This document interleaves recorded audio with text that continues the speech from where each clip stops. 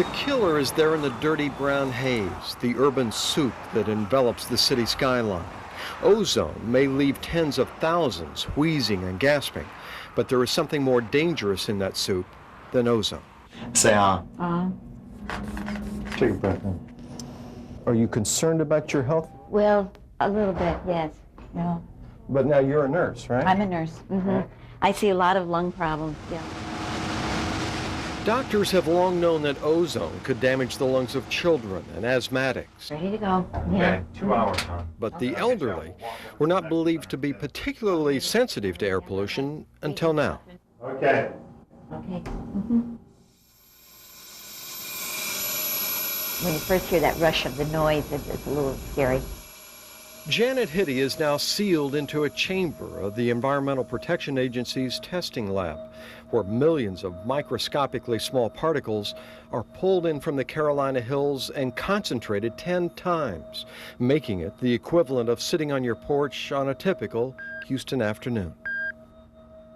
An EKG monitors her heart, and a doctor stands by just to be safe. No one had ever talked about people dying from ozone, but particles are killing people, yes.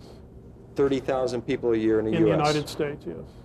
That's a staggering number. It is a staggering number. It's shocking, which is why we've devoted our time now to studying particles instead of ozone.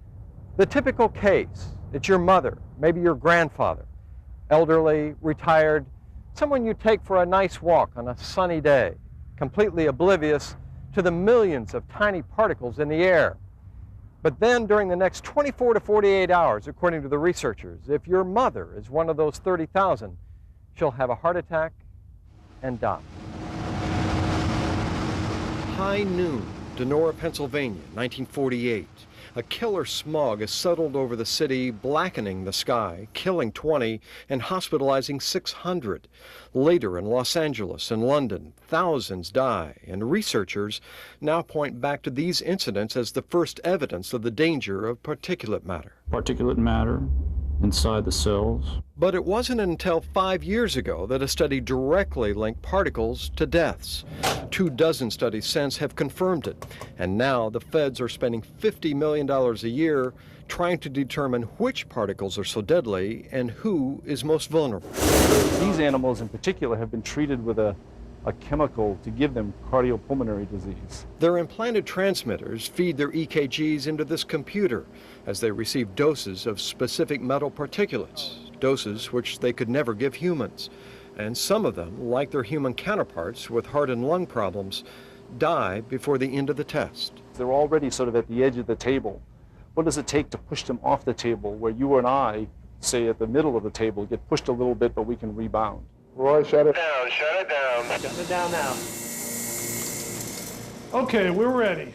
Janet emerges from the chamber 2 hours later, seemingly just fine. But researchers believe the levels don't have to be that high to be deadly. And so to be safe, Janet is escorted across campus and spends the night at the university hospital, her heart monitored for the next 24 hours, because it's possible those particulates could kill her. For that matter, they could also kill you. Dan Locke, 11 Up Close.